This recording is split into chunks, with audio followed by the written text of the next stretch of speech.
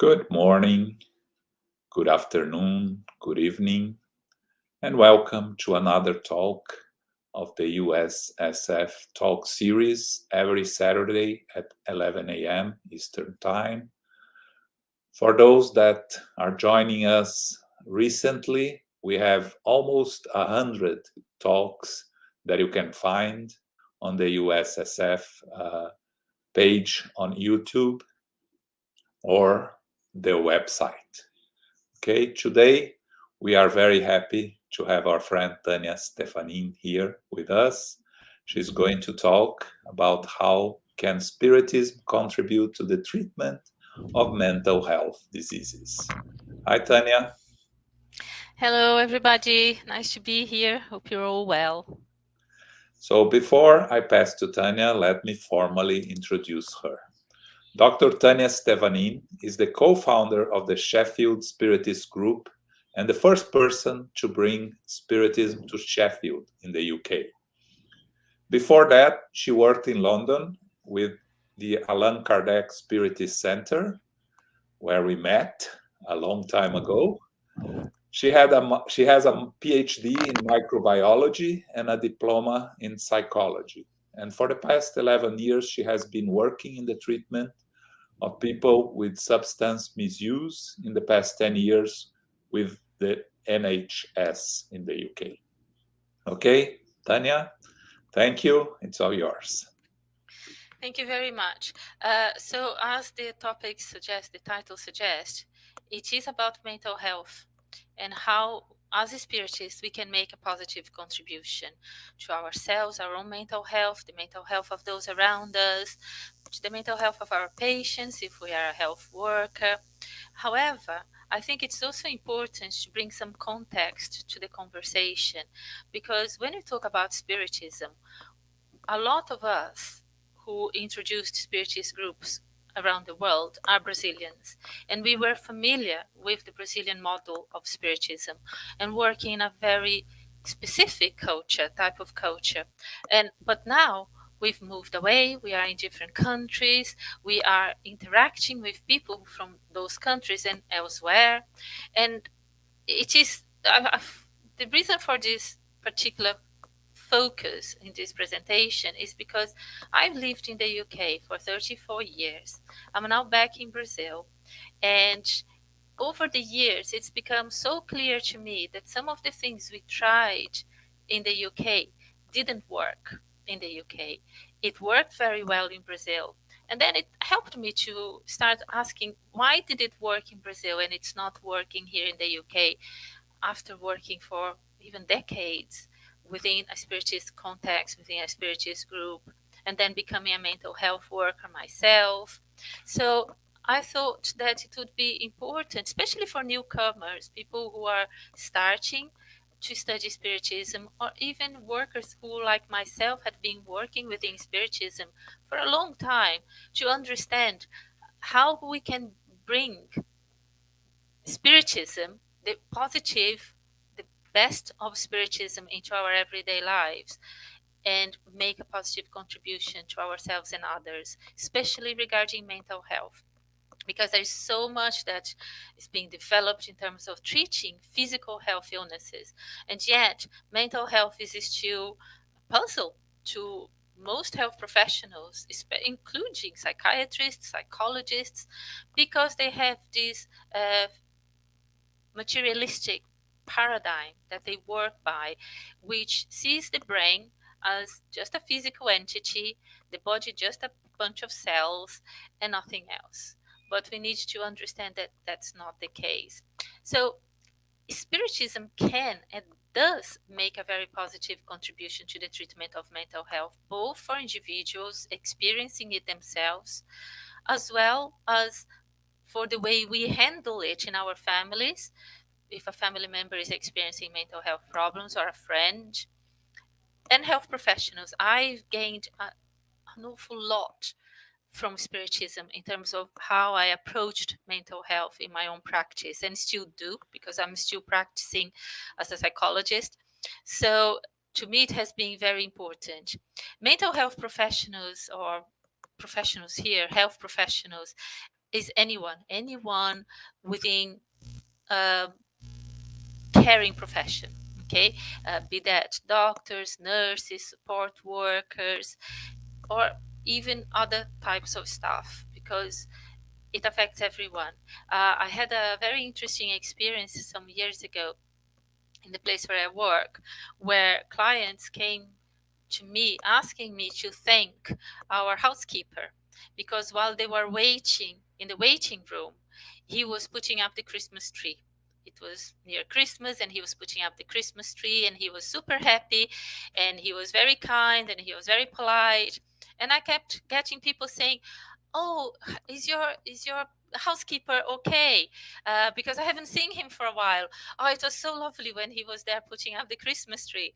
So we can't rule anyone out when we're talking about us making a contribution to help other people with mental health issues. Anyone can make a contribution. Now, in Brazil, Brazil has a long history of Spiritism, and I will cover a bit of that in a minute. There are many, many dozens of Spiritist hospitals who specialize in mental health. One of the oldest ones is located in the city where I'm living at the moment, Marília. And I remember growing up hearing about the Spiritist Hospital, the Spiritist Hospital. I'm not very familiar with the work they do, but what I know is that it's a hospital that's always been mentioned by the population with fondness, because it was a hospital that welcomed people that could not be treated in other places. Not only that, but welcomed families, helped the families as well to understand the process rather than just treat the person as someone who needs to be fixed. They understood that that was a complex individual that had individual needs, and so did their families.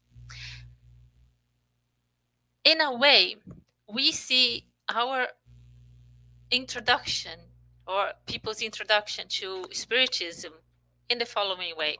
Someone becomes interested in spiritual matters and kind of starts researching it. I myself grew up in a Catholic family. Most of my family are still Catholics and very involved in the local church.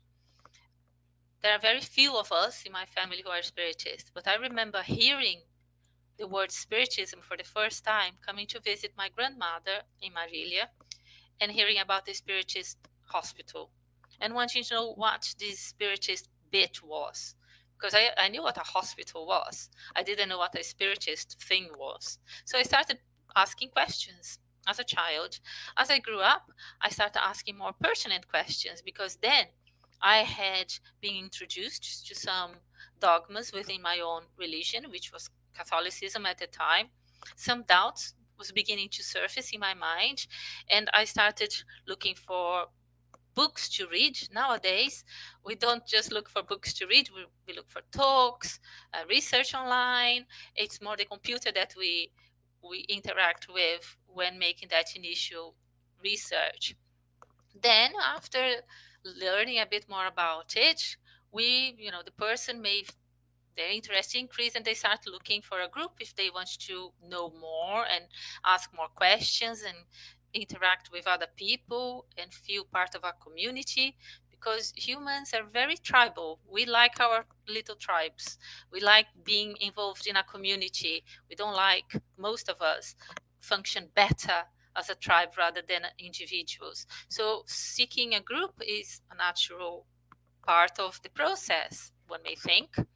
And then, once we start attending a group, usually as a participant, after a while, weeks, months, years, we become more interested in taking a more active part in the group and making a positive contribution to the group.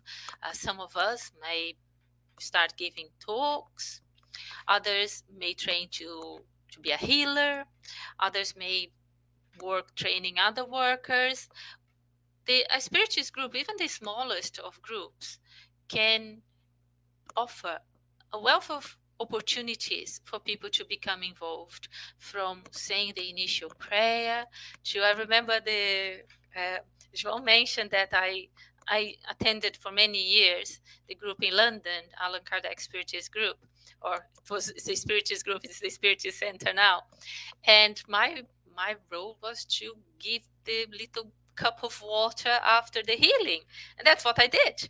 I didn't do anything else for a long time until I became more involved, and then I started, as per usual, directing, facilitating certain meetings, and then giving talks, and then giving lectures, and that's how it progressed for me. For me, it was very much in this way that I became involved with Spiritism. And just to illustrate, there is a difference between a Spiritist group and a Spiritist center. Most Brazilians are familiar with Spiritist centers. Even if they're not Spiritists themselves, they have heard about it, because Spiritism is really well known in Brazil, and everybody knows someone who is a Spiritist who goes to a Spiritist center, or everybody knows a local Spiritist center, and might even have attended meetings there. Some of members of my family, my sister, my mother included, they've attended Spiritist centers in the past, from time to time. They were never Spiritists, they never became Spiritists, they are still very much Catholics, but it was not something out of ordinary for people to be invited by a family member or a friend to attend a special activity in a different church or a Spiritist center. So in Brazil, Spiritist centers are really well known, and the structure of Spiritist centers in Brazil are very much like described here: a school, a temple, a workplace. It's a school because, as any Spiritist center or group, there will be real theoretical studies of Spiritist teachings. So we read the books, we study the questions in the Spirit's book, we study the Gospel according to Spiritism, we listen to talks. We may learn to be a healer or to become a facilitator of a youth group or an adult group. So there are many opportunities there. A temple, because Spiritism has a spiritual aspect, even to some a religious aspect. For example, Spiritism is a philosophy, and people can participate in the activities without becoming Spiritists. The people who call themselves Spiritists are usually people for whom they have left the religion they were brought up with, or if they had no religion, they embrace Spiritism as their religion, and they stop being something else. They stop being, like I stopped considering myself as a Catholic. I consider myself as a Spiritist because I embraced not just the philosophical, scientific aspects, but I embraced the spiritual aspects of Spiritism as well. It is a workplace because we don't just go there to listen to a talk and go home, but those of us who become more involved become workers within the Spiritist group or center, but also may become involved with other more wider social activities that the group may have involvement with or join forces with. So the Spiritist Center offers that focus point for those who want to be part of a community that embraces their similar values, similar beliefs as theirs, where they can join forces, work together, be part of that community. But the question here is this linear introduction to Spiritism really true? Do we really start by individually becoming interested, finding a group, attending the group, becoming more involved with the group, start working within the group? In my experience, no. That is the minority of people who are introduced to Spiritism in this way, or at least the minority of people who have contact with Spiritism. The majority, the largest majority, come into contact with a Spiritist activity because they have some kind of problem. Usually mental health problems or stroke spiritual problem. So it is either because I'm suffering from depression or anxiety or some kind of obsession, or because of someone I know, family member, a friend. Someone tells me that going to that place and receiving healing will help me. Sometimes it's because someone is socially deprived or abandoned, the elderly, the young. These are the people who go to the spiritist centers. The majority of them are in that category because they need something, they want something that they are not finding somewhere else. Usually, due to personal illness, it could be physical illness or psychological illness. We know that obsession, when prolonged, will cause even physical disturbances in the physical body, will disturb relationships. However, because of the nature of this kind of disturbances, there is no medication, not effective medication. Cases of schizophrenia, for example, most doctors are baffled by most cases of schizophrenia because every illness has a spiritual aspect, either because it is the direct cause of an obsession or because someone else has approached us because they have experienced that and latched onto us like we do in social groups. I used to work with people with substance misuse issues, and it was amazing how they found each other, how some people found each other, and the minute they found each other they connected because they instinctively knew that they were sharing an experience, a problem. And sometimes we can help each other to share the way towards a solution. People usually come to spiritist centers when they have tried everything else, nothing worked, and they are desperate. And that's not just in Brazil. In Brazil, that happens all the time. I started attending a group here in Marília, which is a small group. And the way it is structured is like this. There is someone who says a short prayer to begin with and start talking about moral, spiritual topics. Sometimes they tell a story, sometimes they take something out of the gospel according to Spiritism, while everybody waits, because as we walk in, someone is at the door taking the names of everybody who comes in. And in another room, there is a team of healers separate from the main area. They have prepared themselves in their special way to be in a position to help people. And then your name is called and you go into that special room to receive healing. And they ask you what brings you there. And I have recently needed special healing. And I remember on one particular occasion when I explained to them what it was, a physical health problem, what the physical health problem was. The healer who was there asked for someone else to come and join them. And having had the many years of experience in this context that I've had, to me it was quite clear that it was a younger member of staff who was probably relatively new, who might not have been a medium as such, and asked for help from someone with more experience to provide me with more of what I needed, to make sure that I left there with as much of they could offer as possible. So just to illustrate that everybody else who was there for the same reason. They were all there receiving healing. They were not, many of them didn't even come back to the main room to listen to the end of the talk. They just received healing and left. And this is the reality of the large majority of people who attend Spiritist centers.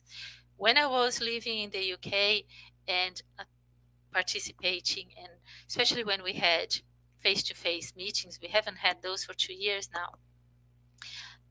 The majority of the newcomers who attended our group came because they have some kind of spiritual problem, usually obsession or other social issues. They felt alone, they felt destituted emotionally, materially, and they wanted help, and they were told that we were a nice group of people, that we prayed for other people, that we offered healing, that we could possibly help them.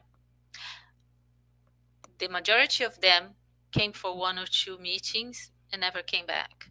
A few who had already been introduced to Spiritism, who were already participating in groups in Brazil or elsewhere, who sometimes were already workers in groups in Brazil, stayed. But the majority of people, very, very few people, came to our group, being introduced to Spiritism there, and stayed. And of those, even less, we would say maybe 0.5%, offered to make a contribution at some point. They were happy to go, sit, take part in the study, listen to the prayer, receive healing, go home, do the same the next week. So our vision of what brings someone to a Spiritist center and keeps them there, I think sometimes needs to be challenged, especially if we are someone leading a group or thinking of starting a group. We need to be realistic about what people's expectations are when they come to us. So why the Brazilian model may not be possible or appropriate elsewhere? We have to bear in mind that each Spiritist center is unique because the people who participate in those groups are unique. The communities in which those groups exist are also unique. I used to facilitate support groups for my clients back in the UK for many, many years. And I used to tell them there was a model called Smart Recovery, which some of you might actually have heard. It's a kind of similar to the AA because it is to help people deal with addictions, but it has a different approach, a slightly less dogmatic approach, and it is roughly based on cognitive behavioral approaches. But I used to tell people it's a group that is international. The model is international. It exists everywhere. However, each group is different. And I used to tell my especially new clients who had not been introduced to AA or to other therapeutic groups, go to all of them, as many as possible. Then choose the one that you feel most connected with. And if at some point you start feeling that that connection is not there anymore, then do the same. Go everywhere and find the one that you feel connected with. Why? Because every day we had a different meeting. Because every day we had someone new or someone who wasn't there, or even if the same group came 2 consecutive weeks, their experiences in the week in between would have been unique. So it made for a unique group, a first-hand experience of a unique experience every single week. This happens in Spiritist centers as well. This happens in Spiritist groups as well. And sometimes people leave on groups saying, oh, this is bad, I don't like Spiritism. No, not necessarily. You don't like what's happening in that particular group.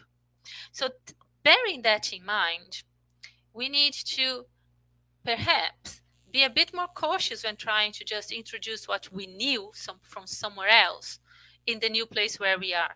I couldn't just bring what I knew and know now from Spiritism in Brazil, in the group that I'm attending, and take it to the UK and make it work there instantly, because that's not how it works.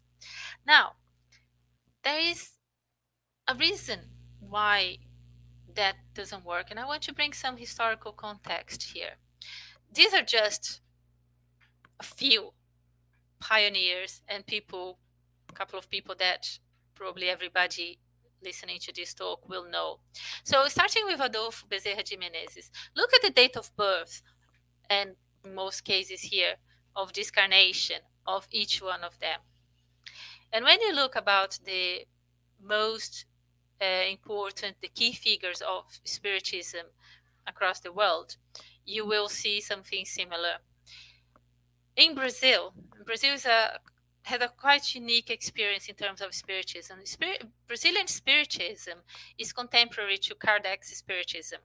Kardec, as he developed the structure that we now know as Spiritism, the teachings, as he organized the information, he was sharing that information with others across the world. Here in Brazil, one thing happened that didn't happen in most other places. The people who absorbed that information, they created a structure that was really solid and became what we know as Spiritism here in Brazil. Now, apart from the date of birth and discarnation, I want you to pay a little bit of attention to the one or two lines of summary for each one of them. Let's say Adolfo Bezerra de Menezes, he was a doctor, he was a politician, he became interested in Spiritism quite early on when the first translation of the Spirit's book became available in Portuguese, and he became known, even at his own time, and later on, still is, as the medic, sorry, there's a spell problem there, medic of the poor. Then when you look at Khyber Schutel, again, he was professional, he was also a politician, and he was known as the father of the poor. Euripides Barçanufo was a really well-known medium. He had quite extensive mediuminic abilities. However, he was an educator, he was also a politician, a journalist, and he founded the first Spiritist school in Brazil. And he was also very well known as being a philanthropist.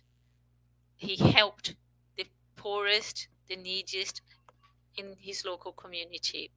That was the bulk of his work.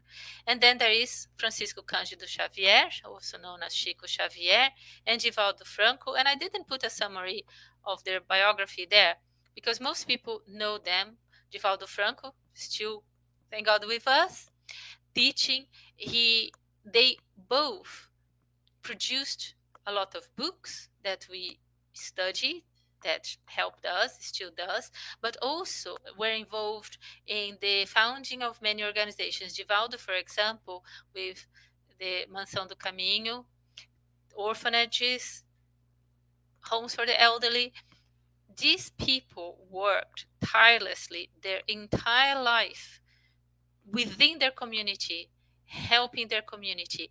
They did not ask for people to become spiritists. Their main focus was, and still is, in the case of Divaldo Franco and many others. Of course, this is just a tiny selection of the many pioneers and amazing people who are leading Spiritism across the world at the moment. Many of them do the work that others have done in the past, founding schools. The majority of people who are the key members of the Spiritist community in terms of taking Spiritism to others, keeping it alive, and helping are doing that quietly. We don't know their names, we don't know where they are, but their communities do. The people they are helping know who they are. There is a school in Rio de Janeiro, I'm afraid I don't know the name, but my very good friend and co-founder of this Sheffield Spiritist Group, Lindalva Walker, she still contributes to that school financially with fundraising activities. It is located in a very poor area, helps poor children to be educated within the principles of Spiritism, of moral boundaries, etc.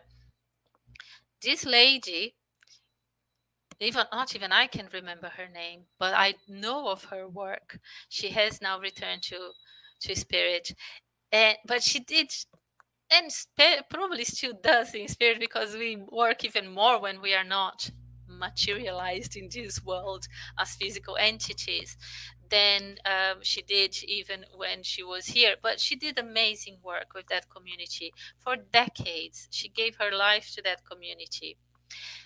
Now, I don't want anybody to be disheartened thinking that, to be able to use spiritism to help myself and help others and improve mental health around me and my community, I need to become one of those amazing people that I mentioned here, because that probably isn't going to be possible for many different reasons.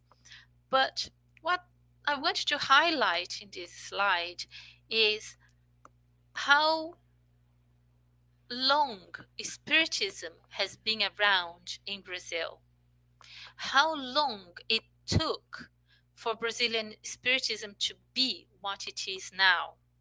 So when we go to a different country, as I did, young, full of hope, full of energy, thinking that I could do anything, I could achieve anything, and I probably believed that I could achieve it by next week.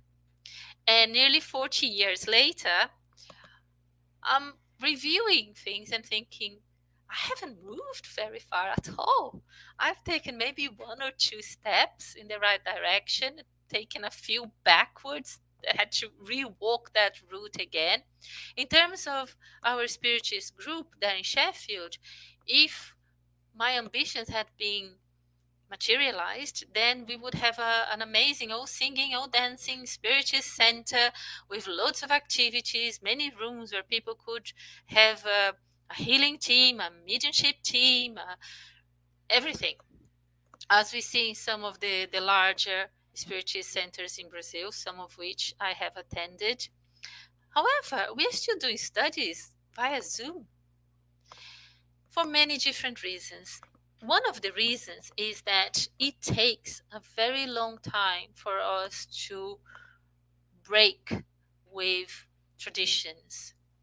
Um, it takes time for us to break with certain cultural, behavioral aspects. In Brazil, for nearly 2 centuries, Spiritist centers, they work as an informal supplementary health support system. Brazil is a very uneven country where if you don't have money, and a large number of people here have very little or not at all, if you have to rely on the government health system, you die. Many people in the pandemic, the COVID pandemic, in the last 2 years, unfortunately died waiting for an intensive care bed. Many died because they couldn't get a hospital bed at all. The people who could pay were better off, but not by that much in the case of a pandemic. But in terms of other illnesses, I have had a little health scare recently, and I came across this dichotomy firsthand, because I did attend a local health center, and I was very well looked after by the staff. They were very kind, very polite, but some of the tests I had to do, I had to wait for many weeks. I couldn't wait many weeks, but I had the resources to pay privately. So I managed to get a diagnosis much faster, get the treatment much sooner than I would have had otherwise. If I had been someone without resources, for many of them, and someone told me, that Spiritist Center cured me. I had something similar. I went there, they put their hands on top of my head, and then I felt better. I was cured. I wouldn't care what religion I grew up with. I would have gone there because someone told me I could be fixed there. And you know what? They don't charge for anything. So you go, you get help, and you don't have to spend any money, except for maybe what you pay for the bus to get there. And if you don't have the fares, if you can walk, you can walk. So Spiritism in Brazil has, from the beginning, being very connected with treating people's illnesses, especially mental health illnesses, through healing, through the work of mediums. But that needs a very strong structure and a lot of people to help. Brazil is a country where the word God is not anathema. People talk about God all the time. Everywhere you go, there are pictures of Jesus, the cross, other pictures of other saints. Even where there are no pictures, often you get people saying, not just have a lovely day, but God bless you. Go with God. Oh, thank God. So, culturally speaking, Brazil is a country that embraces religiosity in all forms. And also a country that's very open-minded about attending different churches or different denominations of the same sect. So I grew up experiencing many different aspects of religion. I used to go to Mass, attend Mass every Sunday. I went through my Sunday school. I went through all the rituals of the Catholic Church. But for a long period of time, we had a neighbor who was Protestant. And on Wednesdays, we used to go to her church and sing the hymns and go through the rituals there. And then there was a period in which I also attended the Spiritist group nearby for a period of time. And it was after a while that I said to my mom, it's getting confusing. I'm going to have to pick one because it's a bit much. And she was fine with that. I went to a wedding once that they had the Catholic wedding in the morning, and they had the Umbanda, the Candomblé wedding in the evening, which is Afro religion, African religion that was incorporated in Brazil. So Brazil is a country that's very open-minded about religious aspects. In Europe, my experience was otherwise. A lot of the times, the minute you mention anything that people thought was religious, they took a step back and even discouraged the vocabulary. I've always been of the opinion that I need to be true to myself and to be true to my values, especially if I'm giving advice to other people and I'm a hypocrite, or at least, if I felt like I was being a hypocrite, I wouldn't be able to help my patients as well as I could. So I never hid who I was. I never hid that I had a religion, that I followed a specific philosophy. And I was very glad to answer questions when people asked. But I've always been very careful when treating patients to find out about their beliefs. Because when they are there with me in that context, it's not about me, it's about them. And this is a spiritist value that I learned as I became a spiritist. Because Spiritism encourages us to be open-minded, to be kind to others, to not take their faith away if we can't replace it with something better and stronger. So, to be able to use our Spiritist knowledge and improve our ability to help others, especially those with mental health issues elsewhere, it is very important for us to understand the culture, the community, what the community needs are. Another advantage that Brazil has over many other countries is that, first, to being a country that embraces religion, so people can very quickly switch from one religion to the next and become really involved in that new community, because the transition is much easier than having to start from scratch, is that some of you may not know, but we are a really large country with loads of people. And amongst our population, there is a growing number of people who are retired, people who work from home. So most Spiritist centers have a number of workers available to them that in most parts of the world we can only dream of, because spiritism in those parts of the world are only at the beginning. Again, I ask you to think back to that slide of the Spiritist pioneers in Brazil. Brazilian Spiritism is contemporary to Kardec's Spiritism, so it is 200 years old, whereas in some countries it's 10, 20, maybe 30 years old, maybe a bit more, but always very limited to a small group of people who study together. So the number of people that are available to work in Brazil is a huge advantage.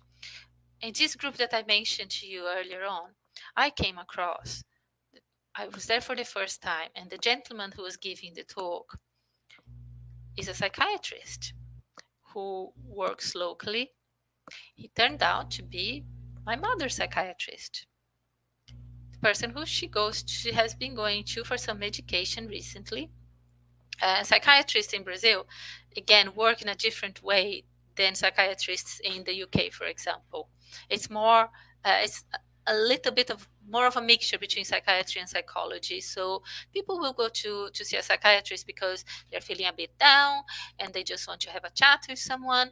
But this is a very well respected medical professional in the community. He is a mental health specialist. He gave one of the best talks I've ever heard. He makes no secret of his beliefs, but recently I had the opportunity to actually see him in action as a doctor. He was exceptional. He is exceptional. But never Spiritism was mentioned. But because I knew his background to a certain extent outside his profession, I could hear some of the conversation he was having there. I could hear Spiritism coming through. The amazing way in which he received people, almost as a friend, the advice he gave, the way he was handling medication, always encouraging mental well-being rather than just take this pill and you're going to be cured. Always focusing more on other activities that the person was involved with, hobbies, family, what they did for fun, encouraging them to continue to increase those activities that created natural well-being, so that medication would be just a little helper along the way that could be left out like a crutch that we don't need anymore when the leg is healed, and then we can walk freely again. So these are the kind of people that are working actively in the Spiritist centers in Brazil. They are taking that belief, those principles to the hospitals, to the universities, where they teach, where they work. We still need, in most countries, to develop this structure, and that takes time and courage to be who we are, to not be afraid in a hostile environment when it comes to religious beliefs. And here I'll point out that in some countries the hostile environment is so hostile as to threaten the life of that individual. So, is that all doom and gloom? No. It is important that we are realistic, but let's focus again on how our knowledge of the Spiritist teachings can help us improve our ability to help. So being realistic means we need to know the community we work with, the laws that we have to manage. A few years ago, many years ago now, we used to give healing or passes, laying on of hands, directly, person to person. And then some of the laws in the UK changed, and there was a question as to whether we could be liable to lawsuits if someone complained that they felt ill after coming to the group. To avoid that, we had to pay very expensive insurance, do all kinds of professional checks, etc., like a mental health professional, which our group could not afford. we had 3 people who were involved in that at that time. So what did we do? We had a meeting, we discussed what we could do, and we decided to do communal healing, which means we just sitting together, praying together, and directing the healing energies mentally without the physical aspects of it. Because that meant we would fall outside those new regulations and we could still do something good. We could still offer the same thing, but in a way that protects us. We could only do that because we were familiar with the laws.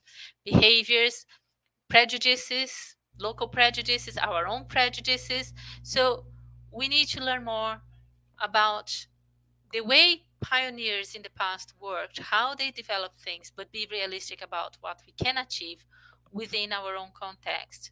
So we need to look locally about what does my community need, rather than the community will need what I have to offer. So I think a lot of the times I found myself doing this. Oh, I think they need to learn more about spirituality. So I'm going to teach them about spirituality, but they are hungry. They're not going to care about spirituality. If they are hungry, they need food first. If they're ill, they need healing first before they can engage intellectually with the activity that I have to offer. Each one of us can make a contribution. And I bring, I'm finishing with this quote here.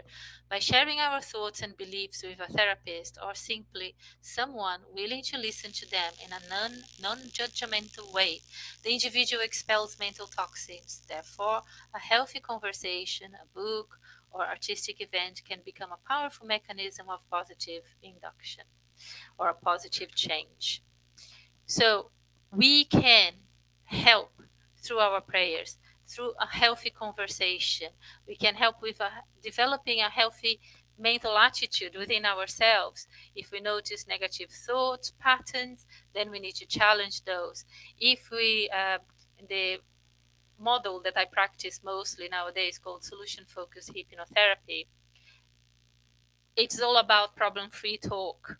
So you don't talk so much about what brings you here, what made you feel so ill, what was the problems with your family, what was the problems from the past, digging up hidden memories. No, because they know they are suffering, they want healing, they want to feel better. So we talk about what's making you happy, what made you feel good, what was the last time, when was the last time that you felt better, what was happening, who were you with, what were you doing.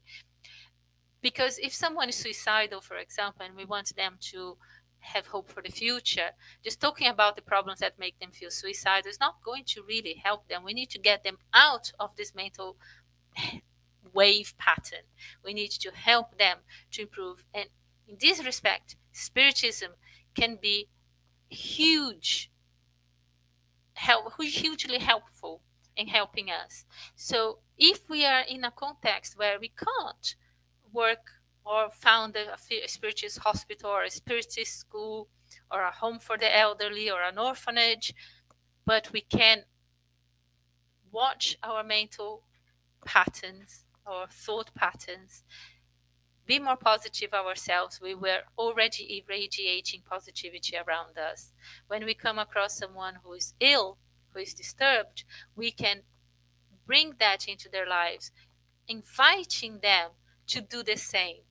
Not by telling them, you have to think more positively. No, helping them to think more positively.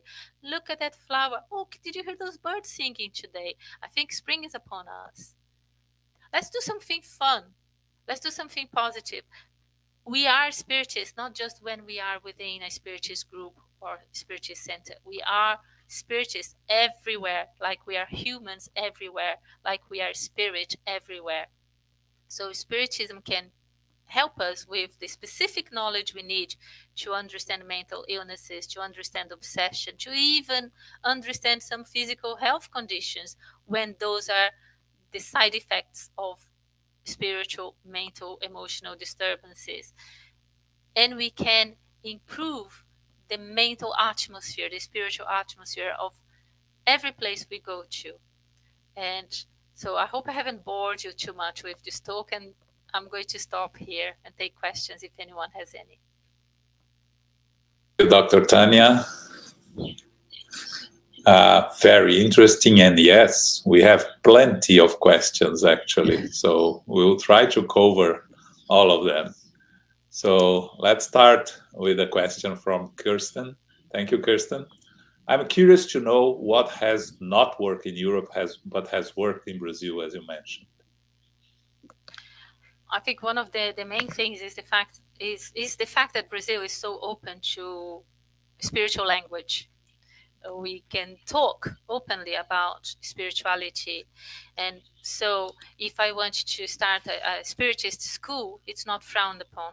If I have the resources to start a spiritist hospital, I can call it a spiritist hospital. I don't have to disguise it as something else, which means people are not they're not stigmatized as much for having a religion, for being a spiritist. Of course, there has been persecution. Of course, there is still prejudice because when we talk about reincarnation, about mediumship, there is still a lot of misunderstanding, and it's not all beautiful in Brazil. But because Brazil is a spiritual country by nature, and because of this mixagenation of races, cultures, and religious beliefs that exist in Brazil, Brazil is truly a mixed pot of cultures, where cultures are embraced, like our cuisine. If I like what you cook in your country, I'm going to embrace it, change it a little, and call it Brazilian. And this is what Brazil is. There is nothing that's pure Brazilian, because everything that we consider Brazilian is a mixture of a lot of things that came from a lot of parts of the world. It makes it easier in a country like Brazil.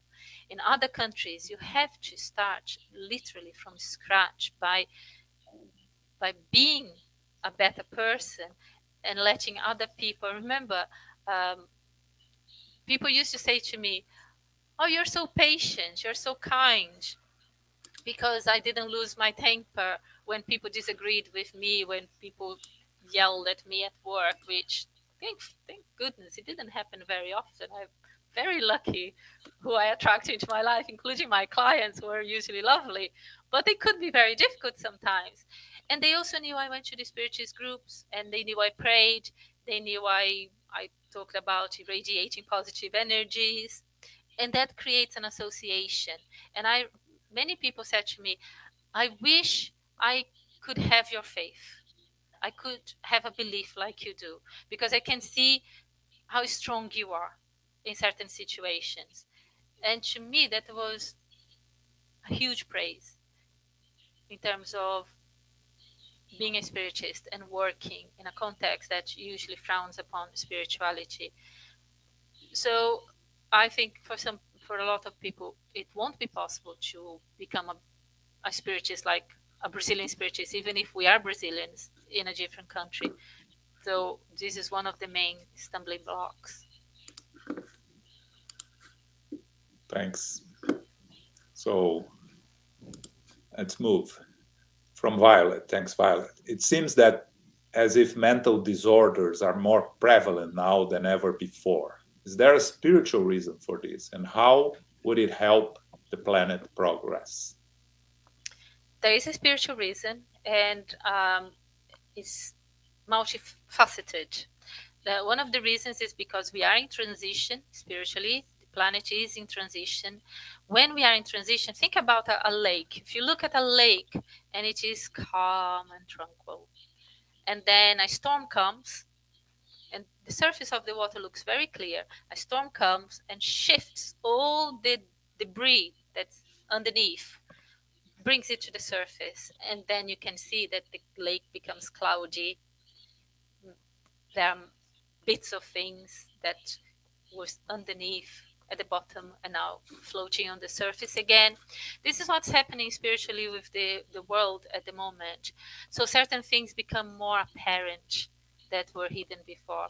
Also, in phases of transition like what we are going through, and those transitions can last from decades to centuries, okay? So it could be a very prolonged period of transition, but we've been going through this for a while now. So At some point, we'll hit a calm phase again. But what happens is more needy spirits incarnate during those transition periods because they are having a last chance to hang around. And if they don't learn the lesson, they might need to be linked with a different world, a more primitive world, to give them more time, because we have the eternity. It's up to us to make eternity not to be as miserable as possible, but better, as good as possible. But if people need more time, they are not forced into changes that they cannot make. They are just allowed to do that somewhere else. And but because of that, to give people a final chance to still incarnate on this planet when it evolves and becomes a better place to live, a refurbished house that has more rooms and pleasant rooms, then there will be an influx of needy spirits incarnating. So crime rates go up, conflicts around the world, illnesses, because the mental and spiritual atmosphere of the planet becomes heavier. And a lot of people can't cope with that as well. I myself used to talk about this with friends. Sometimes you work in a place, or you go to a city like London or Sao Paulo, and you feel the heaviness in the atmosphere. It sometimes takes your breath away. But if you know what to do, how to protect yourself, then you cope better, but other people don't. So they will develop depression, anxiety, more chronic mental health issues. So there is a variety of reasons, but it's all for good reason, all to help us to progress faster and enter into a world, a phase of regeneration where all of this will be cleared out of the air. So less illnesses, more social equity, justice, less wars, less crime, but we are still in the cleanup phase.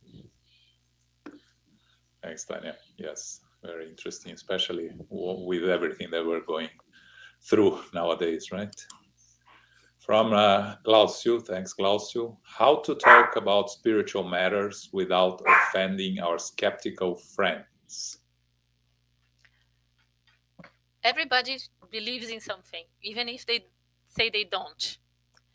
And I've come across some atheist fanatics that could even build a church and worship atheism because it's in human nature to be believers. But vocabulary sometimes matter, and using more neutral vocabulary. So for example, if I'm talking to someone and I don't know who they are, I don't know what their beliefs are, and I want to start in a good way, but I want to convey something positive to that person, or if I know who they are, I'll use their vocabulary. So if I was seeing a patient who was Muslim, then I would say God or Allah, and I would talk about prayer. If I saw someone who was Catholic, I would use the word angels instead of spiritual benefactors. I would use the word God's energy instead of healing, perhaps. If I was talking to an atheist, I would use vocabulary such as universal positive forces, or the positive forces in the universe or in nature. I would, instead of tell them to pray, I would tell them to use visualization of something positive, of light enveloping them, of beautiful colors, of imagining them in a beautiful place, of place they had been, or a place they are imagining. It's all the same, no matter what words we use, so long as we are trying to convey the message. If the message is improve your mental attitude, improve your thought patterns, connect with the positive forces in the universe, improve your mental health, improve your physical health, absorb something positive, something good, that's all that matters. If we're trying to help someone else and we're not just trying to convert them, we can find the vocabulary that keeps us true to ourselves and help us connect in a positive way and help someone else. That's all that is necessary. Thanks. Yeah, very true. From Paula Schmidt, how are spiritual counselors in Brazil trained in basic counseling skills and understanding of when to refer to professionals? I'm not sure I can answer that question because I've been away from Brazil for 34 years. So I could tell you that in England, but not so much in Brazil. What I suspect from what I've seen and interacting with mental health professionals here that do the similar kind of job that I do is that more often than not, um, a responsible spiritist worker, meaning someone who works within a spiritist center and sees people in a counseling manner, will tell them, and I was asked that question when I went to the spiritist center here recently, and I said that I had a physical health problem. First thing that they asked me was, have you seen a doctor? Are you receiving treatment? And I said yes and yes. And they said, great, continue doing that. Continue to see a doctor, follow the treatment. And that's what the advice is. They don't try to be what they are not. There are many psychologists, psychiatrists, other mental health workers who are also spiritists, and then it's the other way around. They bring spiritism to the practice, and they will tell clients to pray, to go to the spiritist center, or to go to church, or whatever they go to. And if they don't go to anywhere and they don't want to go to anywhere, they will say, do some gardening, um, go to a therapy group, or go for a walk in a nice place. So they will incorporate their spiritist beliefs to their practice. And the spiritist will tell them, go to the doctor. Come here for healing, come here for the talks, the activities, but also go to the doctor, take your meds as prescribed, be a good person. And that's it. Thank you, Tania. Yeah. It's always a challenge when we receive people in the spiritist centers that think that the spiritual treatment will solve all the problems without concerning about the physical treatment, right? Yeah. All right, from Yasko. Thanks, Yasko. Hi, Tania. Very interesting. If in Europe, in marked contrast to Brazil, there is an aversion for the religious and an extent to spiritual aspect of Spiritism, how do you present Spiritism to be helpful to treat mental suffering? Do you bring to the table the notion of life after death? My approach was, if I felt that it was appropriate to ask the question, I asked if the person had a belief. Do you believe in any spiritual philosophy, anything? If the person said yes, they would usually tell me what, and that would help me to gauge the vocabulary. If they asked me if I believed in anything, I would tell yes, and I would tell them that I practiced a philosophy called Spiritism, and they could Google it and find out, but I wasn't going to go into details about that because the consultation wasn't about me and my beliefs, but about them and what I could do to help them.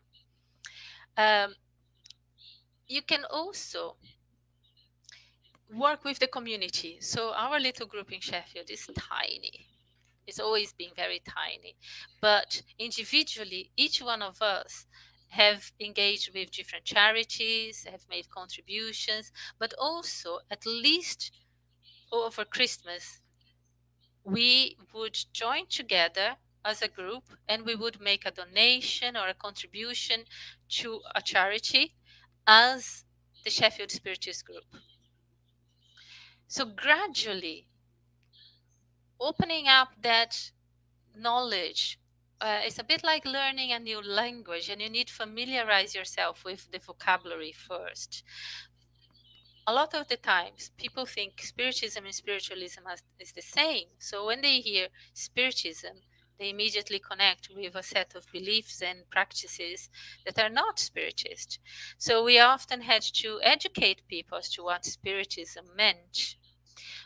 It's a gradual process. Unless we had financial resources and people power to open a school or our own institution, charitable organization, we have to work with what we have available and do the little we can, if little is all we can do, without trying to convert Europe or convert the country.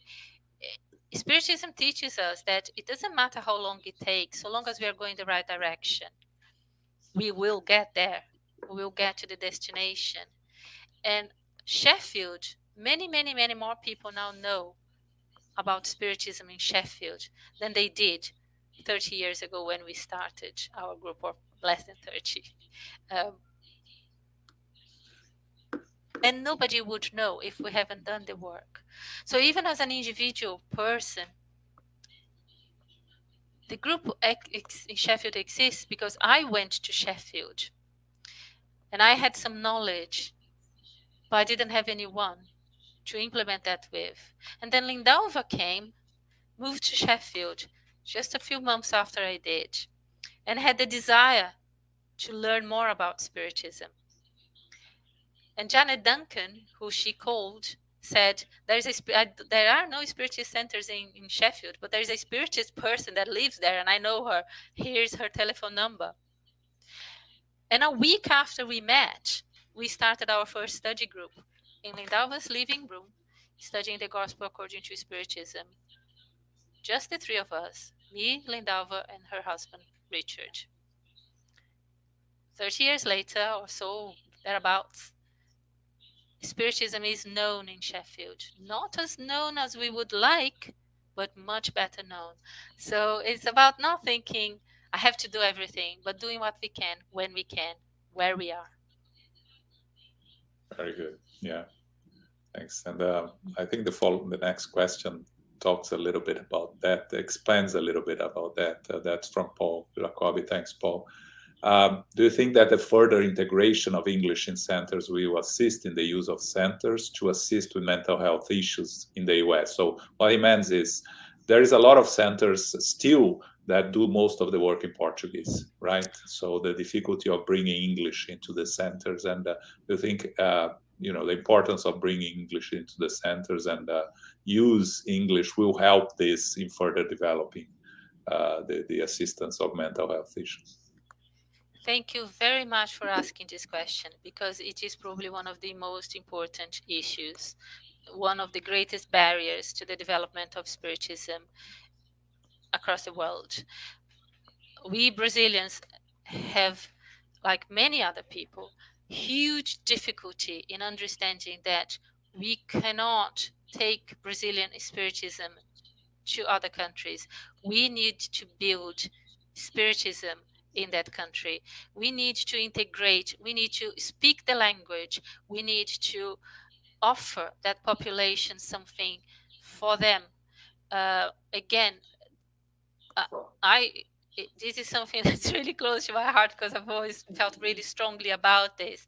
And one of the agreements that I had with Lindalva to begin with, and Richard as well, who is born and bred in Sheffield, was that every activity in our group will be in English from day one. Every material that we present, books, leaflets, whatever, will be in English from day one. We had a copy of the main books in Portuguese because we were also aware that there would be people attending our group who could not speak English. But our activities were in English, and one of us, me or Lindalva, would sit with that person and translate to Portuguese to them, and would translate back to English their questions, their answers, their contribution. But we always made it very clear, our group is in the UK, the language is English, the majority of the population speak English, so English is the language we work with. And also being culturally sensitive.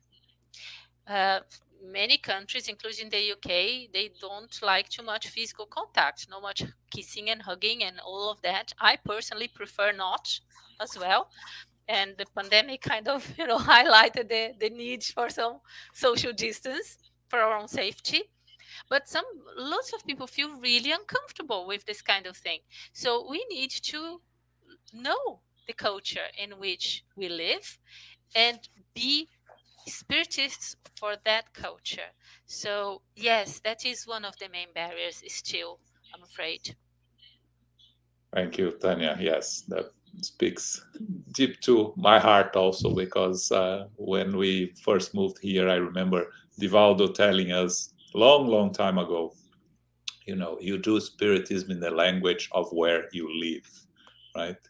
And I remember when we moved to Miami, we had to learn to do spiritism in Spanish because that's the main language in Miami.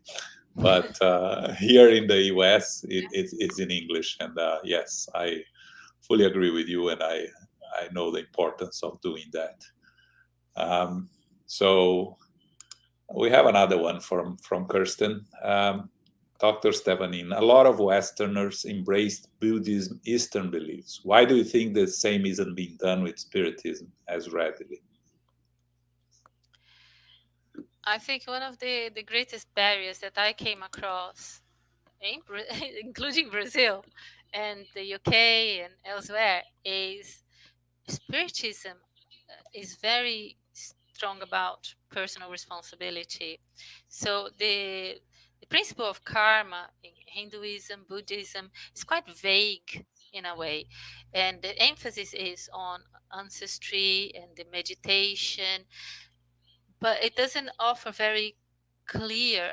Again, I might be speaking out of place here because I don't know as much about those philosophies as I probably should, but the little experience I had was that in Spiritism, someone comes to a group and they want something fixed. They have a problem with spiritual interference and they want that to go away.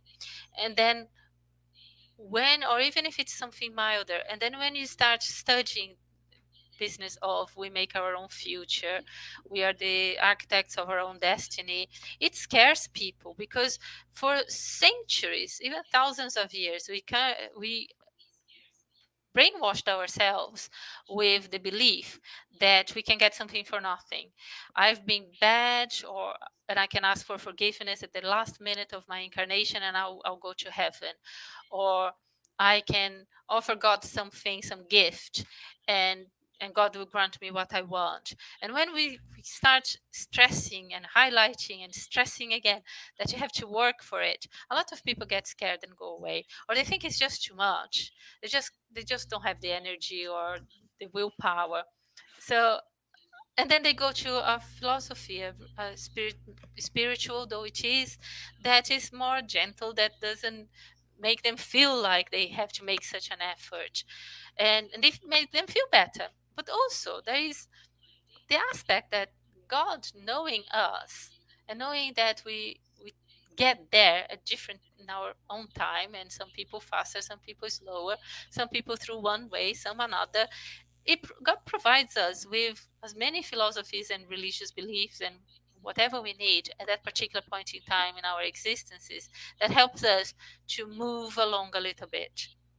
So someone may not be able to be a spiritist in this incarnation, but they can be a good Buddhist and practice their meditation every day and try to be a better person.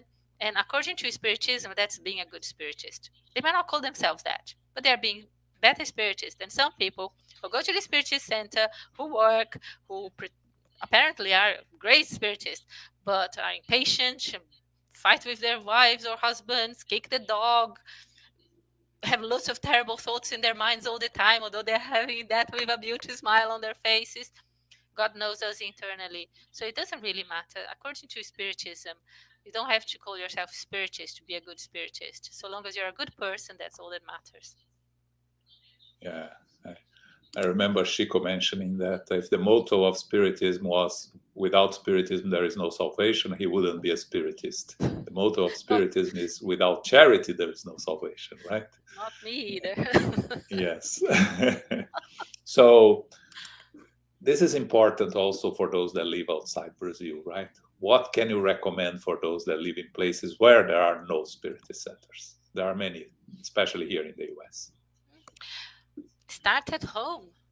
Charity starts at home. Studying starts at home. Jesus said that as well.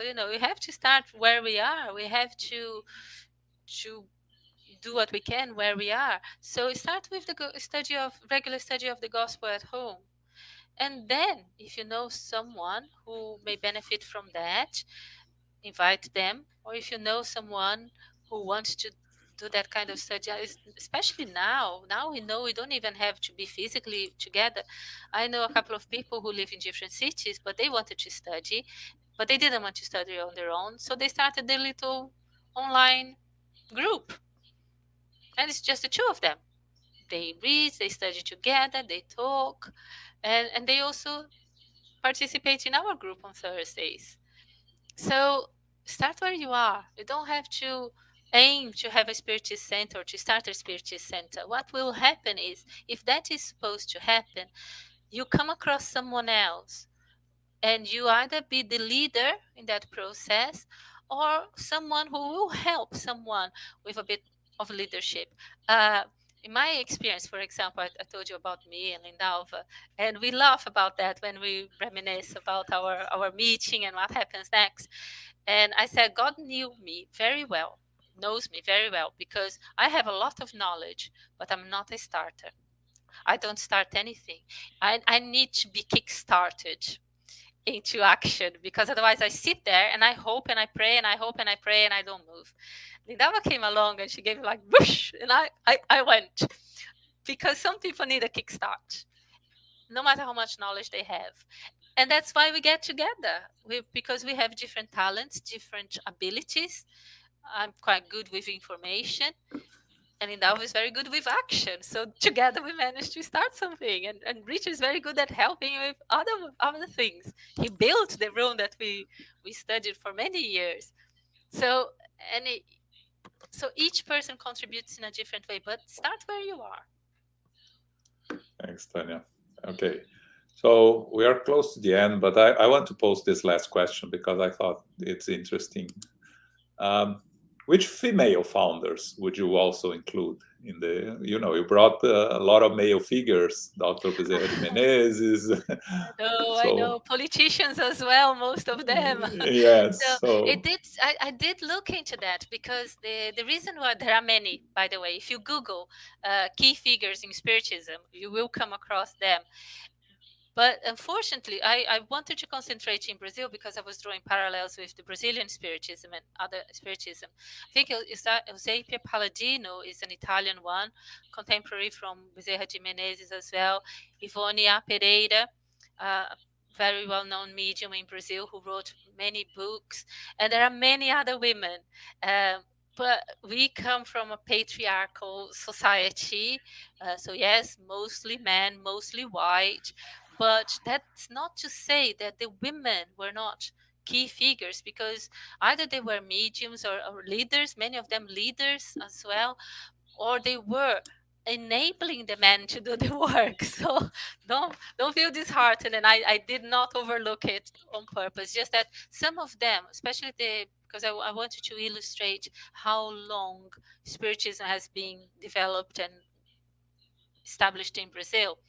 I was looking for the early figures in Spiritism across the world, and they were people from other countries, Portugal, Italy, other parts of Europe. So that was the reason why they were male, but there are many others there. I will encourage everybody to go and do some research yourselves, because there are some amazing people whose name I didn't know, and I thought, gosh, I wish I had known a bit more about their work, and I want to go back and do a bit more research myself as well. So thanks for the question. Yes, Jussara reminds us, Amélie Baudet, Allan Kardec's wife, right? Of course, yes. Yeah, without her, we might not have had Kardec. Exactly. Yeah. Thanks, Jussara. Okay, thanks, Tania. I think our time is up. We had some more questions, but fortunately we don't have more time. But thank you very much. It was very helpful. We appreciate your time, and I'm sure that you'll be back with us. As I mentioned in the beginning, we have almost 100 talks already recorded, all in English. Again, important, in the United States Spiritist Federation YouTube channel, or the United States Spiritist Federation website. Next week, I want to invite you for a very interesting talk by Dr. Alexander Moreira Almeida, Survival of Consciousness. And I want to call your attention that most people are unaware that the evidence produced by over 150 years of systematic scientific research on survival that has involved some of the brightest scientific and philosophical minds of the period. Dr. Alexander is very well known in the forefront of the research in spiritism and science, with a lot of published articles. It's really going to be very interesting and worth coming back next week on Saturday at 11 a.m. Also a reminder, our initiation into Spiritism course every Sunday at 10 a.m. that started 5 weeks ago. We have still several classes to go. So every Sunday you can join at 10 a.m. to watch the presentation. And the one tomorrow is presented by yours truly, where I talk about perispirit and fluids. So please take your time. You can watch it live or you can watch later if you missed any of those. And finally, I would like to invite Dr. Tania to do our final prayer. Thank you all for watching us. First of all, we would like to thank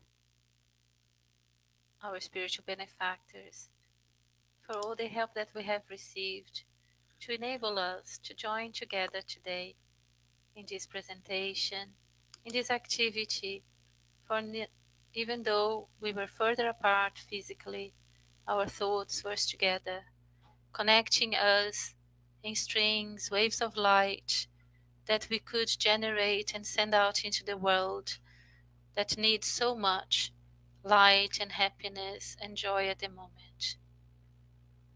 We ask God, Jesus, our guiding light, that guides this world's development, the earthly humanity, to help us, to remind us that we are important, that we are valuable, that our contribution, when done willingly, happily, for the good of ourselves and others, is very valuable. And together, each tiny little contribution, the widow's mite that each one of us have to offer, can create a treasure of light and positive energies to counterbalance some of the disturbing energies that there is here on earth at the moment. So let us all remember that. Let us all feel and know the value that exists inside of us, and be able to continue our journey of learning, of self-discovery, of self-improvement, helping ourselves and others in the process, and our world, our human family. Once again, we thank our benefactors, individual, the groups that unite us all together, for all the help that we have received, the protection, the inspiration, the love that links us all. Thank you.